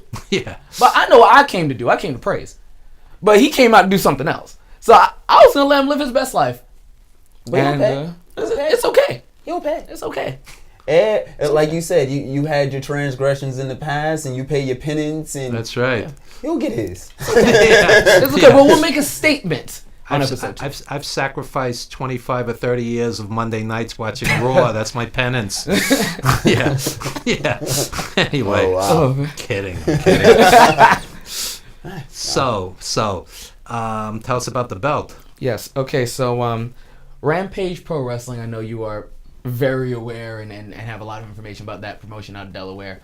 Long hiatus. They came back April 27th out of a new location within Delaware still. I had the opportunity to fight for this recently vacated championship, formerly with Killian McMurphy. And myself, Greg Jones, Osiris. I'm missing at least 2 other individuals. I believe Jay was in there as well, a different Jay. And huge gauntlet match. I come out, I do what I have to do, and through the power of the Lord and a little bit of luck, managed to acquire this championship. Then our good friend Johnny Malloy rolls on out to challenge for it as well. And honestly, I think through the power of the Rampage Pro Wrestling faithful that were there that evening, I managed to win this championship on that day. Rampage actually ran a show yesterday out of Delaware, and once again, so many opportunities in the world of professional wrestling. I had so many places that I really needed to be. The first person to call me for that day was IWW. Those are the individuals that I worked with. You got to get so big that you wrestle the opening match on one card and the main event on the other. That's when you know things. That's actually guys do this. Really funny. It's funny that you say that. Yeah. That's actually something we have done. Yeah. Several occasions. That's stressful though. You hit traffic. We're talking Rhode Island. Yeah. To we're at in Jersey. Yeah, we did Jersey. We went from Rhode Island to New Jersey to do 2 shows because this guy right here is involved in everything that we're doing. So we had to get within the first 2 matches and then drive right out so that we can make it for that main event. And it's funny, obviously there's parts of this I can't really disclose, but even for last night, there was a possibility of that occurring again because the list of companies that we really were supposed to be at for the night included IWW in Queens, Rampage Pro Wrestling obviously have a championship here that needed defending, but of course that championship defense will be fulfilled on July 13th at the Night of Champions for HAWA out of Springfield, Massachusetts, after we're finished wrestling in Rhode Island, For Paul Tucker, NAW. Rhode Island for Mass Anarchy Wrestling. Yes, sir. It's when the phone stops ringing you have to worry. Pretty much. Oh, yeah. You guys are doing Yes. great. Oh, Yeah, yes. we're working hard. But IWW ran. Great audience. They have their niche. They did a great job with it. NAX here on the island. Bunch of dudes that I trained with back in the Ludus back in 2012. I believe they had a good Both of audience us. based on what I heard. Both of us, yes. Believe they had a great audience. Suntan, Superman, the GOAT, which I've spoken about here before. we have to Love bring the the goat. Zoltan here. Yeah. We love the GOAT. You might love the GOAT. But I'm not. Well, I'm just looking to step in the ring with him. That's why I love him. Oh, but I agree with that. Rampage Pro Wrestling in Delaware, having a great show, coming off the quote-unquote final shot, doing their second show. And then, of course, I'd be remiss not to mention out of Totowa, SWF out there doing their thing. Shout out to Mike Orlando. Hope you get better. Hope you feel well soon. Yeah, And Mike also got women's hurt match. again, Yeah. and he's a good guy. I could see him. I could see him in WWE, New Any day. Japan. It's only a matter of Anyway, time. he's Only a matter of time. If his body holds up, he's gonna do it. Ali Rex, her and Mimi. I heard they had a fantastic match for that SWF Women's Championship. That I believe Alfred actually refereed. That's and I didn't even bring up Evolve yet. I didn't even bring up Exactly. June 29th was the craziest date on the calendar that I've seen this year so far. It's been amazing. That's why I was impressed, because when I saw IWW was up against free AEW and Evolve shows, Yep. you know, streamed live, and Evolve and Shine in Queens the same day, I was like, you know, this is a new promotion. I hope that, I hope this isn't like overwhelming competition. The place was packed, packed. They did a great job. Very successful. I show. mean, Great job. Very Yeah. successful. Good matches. A lot of quality guys that you do not see in the same building often. Backstage was interesting Very much. because you're sitting there. You have Vince still sitting there next to Danny Limelight, and they're just looking at each other like, "Hi, who are you?" And you're so used to going to locker rooms, and it already has a locker room culture. Yeah. You go in, you know the guys. I thought Danny Limelight and Jordan Oliver was by far the best match of the night. And knocked it out of the park. I mean, I'm old school and I'm jaded, and I've seen everybody for almost 50 years, and I'm sitting there going, wow.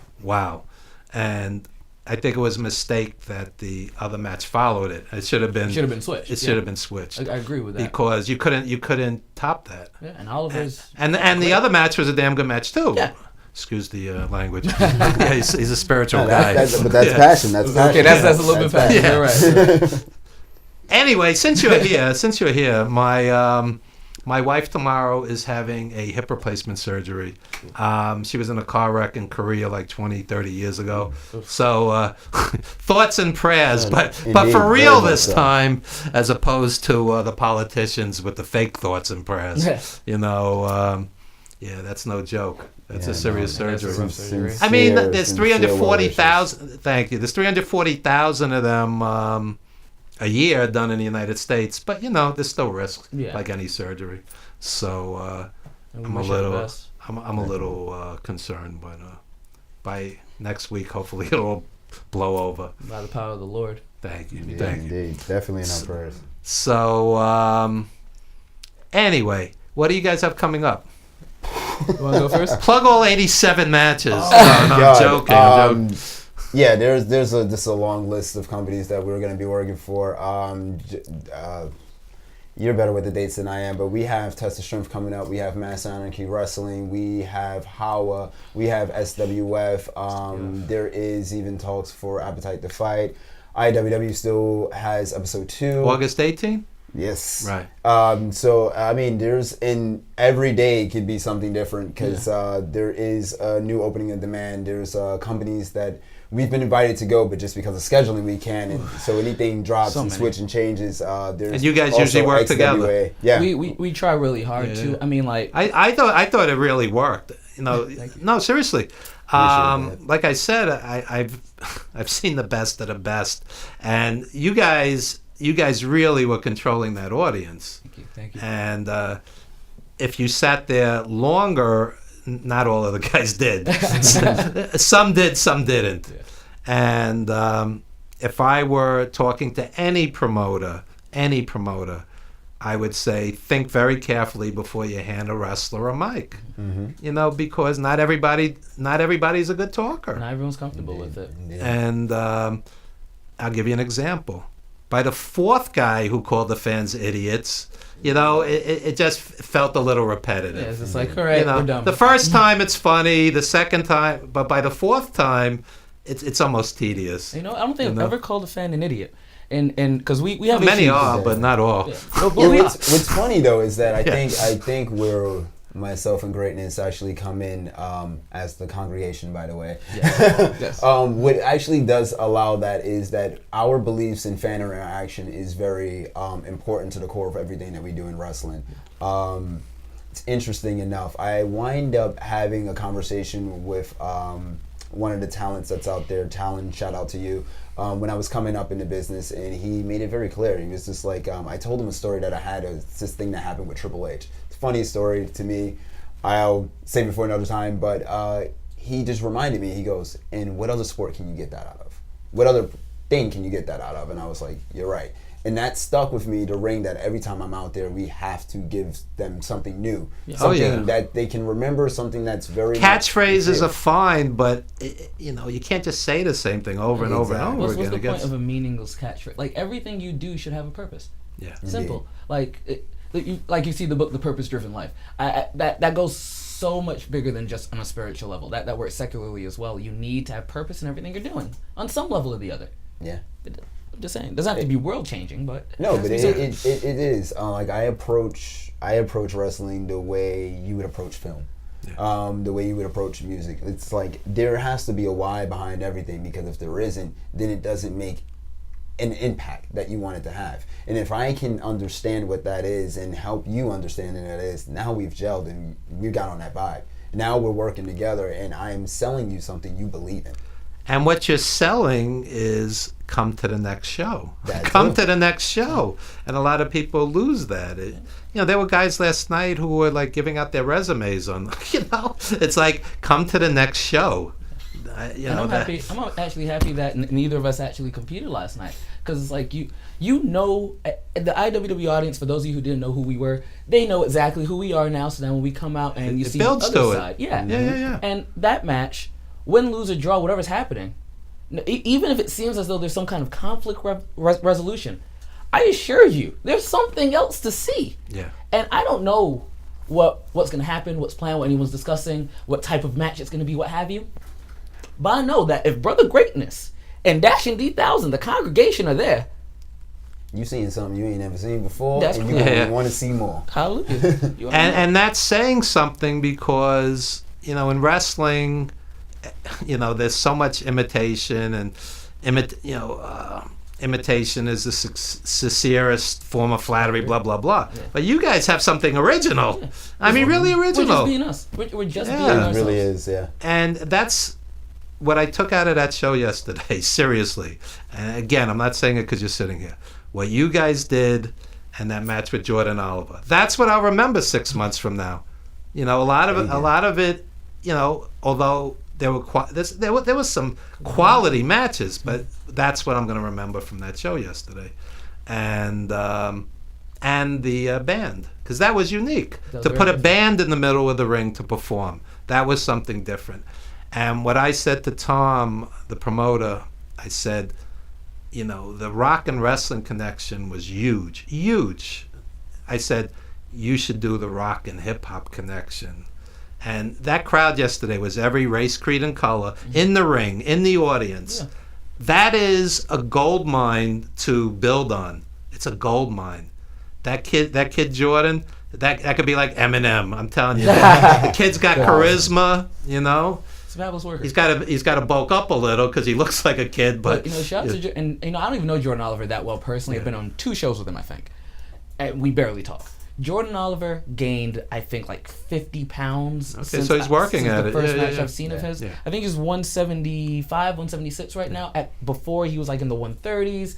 You can look back at his time at CZW Dojo Wars. Like that man works extremely hard, and he's still growing. Yeah, and he's a kid. So yeah, absolutely. But I'm watching this. I'm watching him. I'm thinking Jack Evans, Ring of Honor, AAA. The kid's got it. Yeah, he's Kid's already got in it. MLW. Yeah. He got signed with them a little while ago.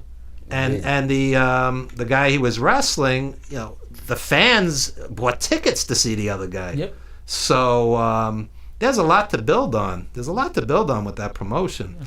And a lot of times I walk out of an indie, I go, they're doomed. They're doomed. Yesterday I'm like, this has a lot of potential. That's good work, yeah. So, much respect. It's not an easy gig. The one thing I don't understand, and can I do a wrap up with everybody? Hey, why don't you guys come back? Yeah. And before we end, I'll definitely give you all those dates you asked for. I'll definitely give you all the details on that stuff. Okay. This the guy. I swear, I don't know how you keep all that data in your head. Always from keep day the to dates. day. So here's my question. What would if you guys like we said before, you'll have a seminar, legends will come, talk to the wrestlers. What if you guys had a panel of promoters, indie promoters? What would you say to them to make indie wrestling better? I did my shtick before. I'll let you guys talk. Start, brother. Just keep at the promotion, and what a lot of guys do, and SWF is really good at this. They pace themselves really well. Like I know some promoters, they want to run as much as possible, and then they burn themselves out because either they run out of money or they oversaturate the market. You just pace yourself and don't try to run. Obviously having regular shows for the sake of continuity and fan interest is important, but don't do it to the point where you overkill the locker room and saturate the market. Adding on to what he said about like money and situation, this will also help give young talent a chance, because we're also hungry. We're just as hungry, if not more. We want to show what we can show off and showcase, and what we're doing is trying to build a career. Everybody else has this career. Everybody else has what it takes, but we're starting off. And at least give us a chance to show up what we can do. Yeah. If I'm gonna take a stab at this, I'm borrowing straight from our promo last night. Build home, build at that brand. I've been doing this since 2012, and a lot of promotions, they do so much competition. They're so focused on competing or getting bigger than this one, getting bigger than this one. Just build what you got, build what you're doing. That focus, I've seen shows with quote-unquote no-name talent be some of the best shows that people are talking about all over the place. Just build. Get the guys that you got, get your core guys together, keep those stories consistent. Just continuously build. People come, they follow. With that focus and drive, that's what will take your promotion to the next level, if you ask me. There you go. And I was actually going to say something very similar. Took it straight from the sermon. We're always here, brother. Yeah. Correct. We're always here. So I'll actually say what I actually thought you were going to say. Communication. Communicate with the individuals on your team, and do so in a respectable fashion with full understanding of where they're coming from and making sure they understand where you're coming from. If everyone doesn't have to be on the same page, but everyone needs to understand what's happening. Yeah. You don't have to like it, but you need to know what's happening. You need to understand what's expected of the performer on every basis, financially.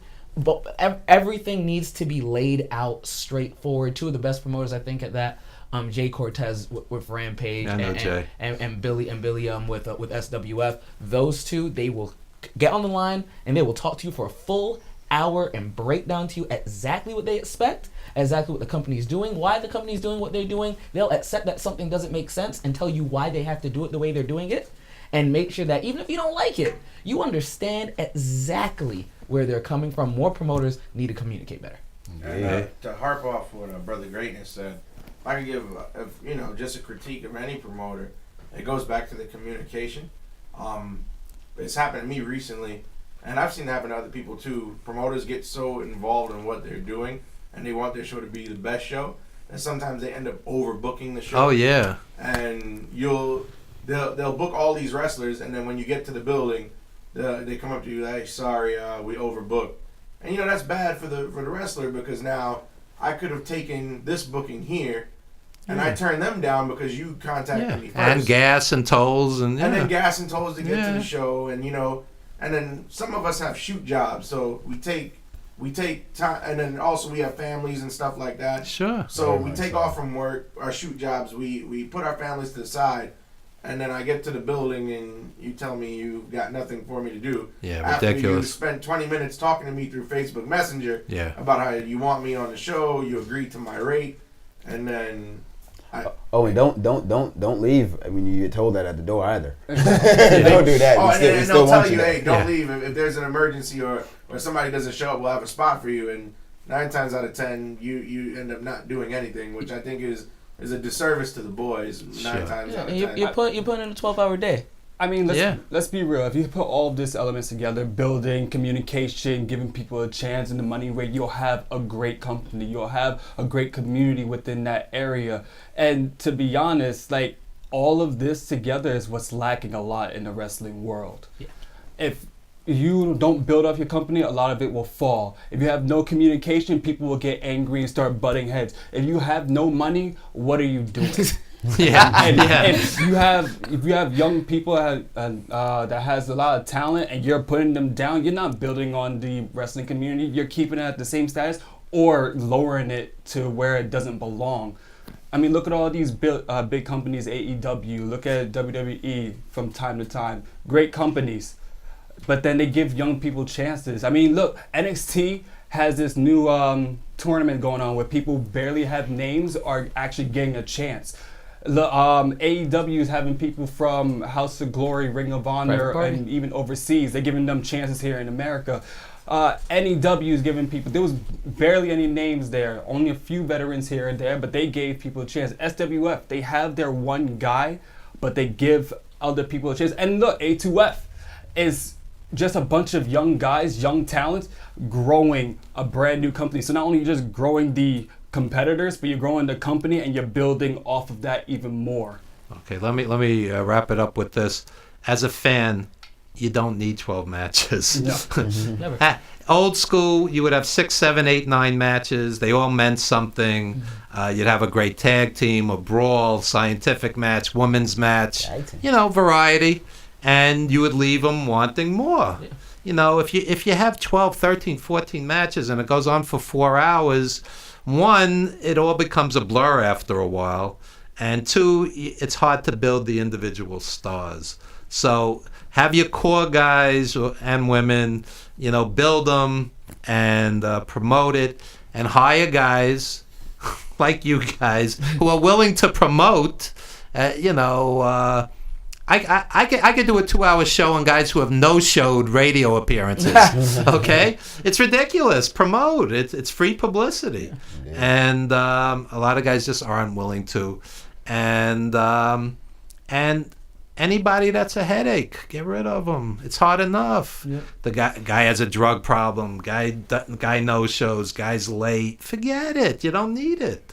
You just don't need it. And other than that, you don't need 37 high spots. I don't want to be repetitive, but after a while, it's overkill. Make them taste the product. Don't give them the whole thing. Correct. Exactly. So we must wrap things up. Any final plugs real quick? Definitely. So first and foremost, next week, Saturday, BWF Bronx Wrestling Federation, 1123 Close Avenue, Darrow's Extreme Fitness number 2. I will be going 1-on-1 against Nikos Rikos, who recently worked with NXT. That rhymes. Yep. Yeah. He recently worked at NXT. He took my championship in a very disrespectful fashion. That was wrong. It was. That was wrong. And I plan to get that back. That's July 7th, Saturday, I believe it's at 8 p.m. Bell time. July 13th, MAW, Pawtucket, Rhode Island, out of the Chop Shop number 2. And I will be there competing as well as Dash and D1000 and the rest of the stable known as Omega Black. It is a brand. It's a brand. It will be followed up, of course, with HAWA, their Night of Champions out of Springfield, Massachusetts, where I will be defending the Rampage Pro Wrestling Open Challenge Championship, July 27th, SWF Sensational Fest. Get ready to vibe with D out there, Massachusetts. That's going to be good. It's going to be fun. So we're going to do that. It's going to be amazing. August 3rd, BWF will be presenting Escape from New York. You will see 7 brands and then 1 special team, all out there vying to be the #1 brand out here. You're going to have Wrestle Pro involved. IWA, BWF, WX. Oh, SWF, of course. I cannot. There's too many letters. It's going to be the whole that's going to be a blur also. Whole Alphabet's Wrestling. Yeah. But you have a lot of great workers there. It's going to be a fabulous event. And the last one I'm going to bring up, and there's of course more, but this is the last one I'm going to bring up right here on the island.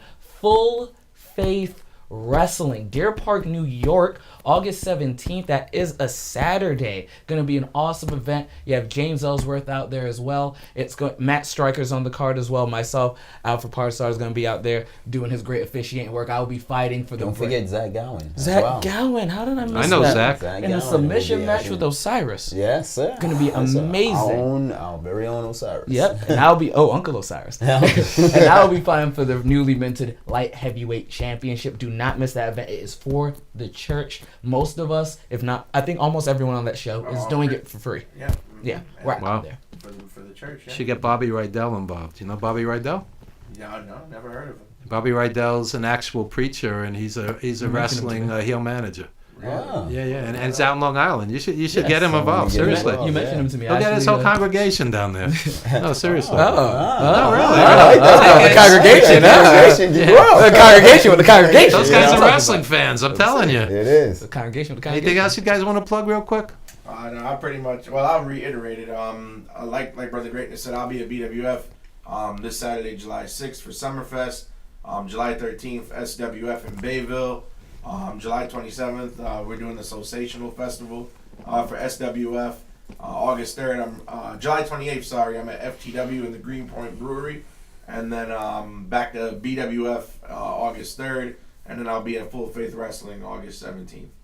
Okay. And before I forget, the first show for Appetite to Fight Wrestling, September 14th, in Barnegat, New Jersey, in the Barnegat American Legion. It's a sister promotion to SWF, so you'll see some familiar SWF talent as well as some new guys from the tryout they had. So definitely don't want to miss that. And Jay will be on that show. Jay will be on that show. There you go. And just before we go, importantly, if you want to follow more of Brother Greatness and Dash and D1000, you can find us on Facebook under Dash and D1000, formerly known as Weatherford. Brother Greatness on Instagram, I am Dashin Hazard, and he is at Brother Greatness 2012, and those are the same Twitter handles that you can look for us. And also make sure you actually like the congregation page that is out there as well on Facebook. Yep. Last thing for you guys on our social media, I will be personally giving a great deal. If you are purchasing 2 BWF tickets or more for this upcoming Saturday, purchase of 2, you can receive a free Brother Greatness shirt. It comes in blue or black, sizes small to XXL. Please let us know if you are interested. This is a limited offer. It's only for these tickets. That means you can only get 2 shirts. After this, we're done. People are going to purchase them quickly, make a decision, decide to be great. And if you do it today, I'll throw in a XXL of one of these bad boys too.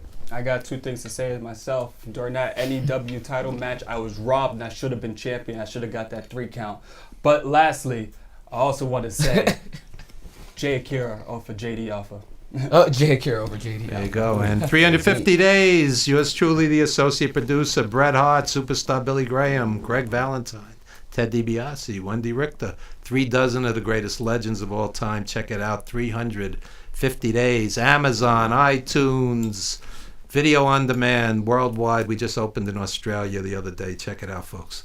And that'll about do it. Thank you so much, Jim Savali and JL. And thanks to MTS Management, Michael Stova, for bringing singer-songwriter JL the first half of our show. And check that out as well. And that'll about wrap it up, folks. Thank you, guys. Thank you. Thank you. Thank you. Na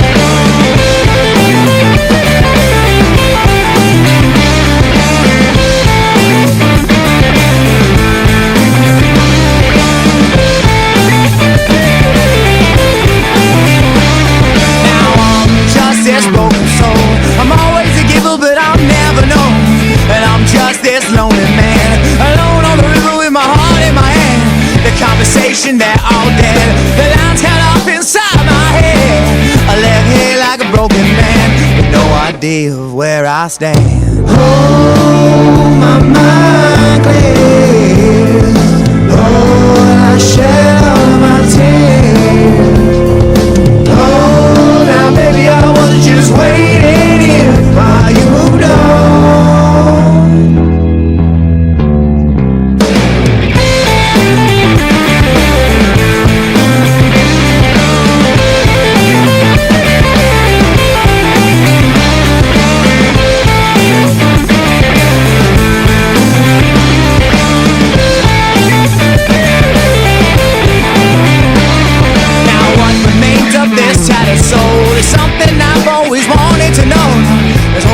Security, this newfound freedom you kept from me.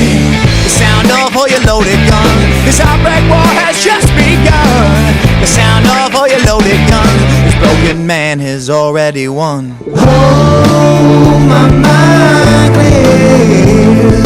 Lord, I shed all my tears. Oh, now baby, I was just waiting.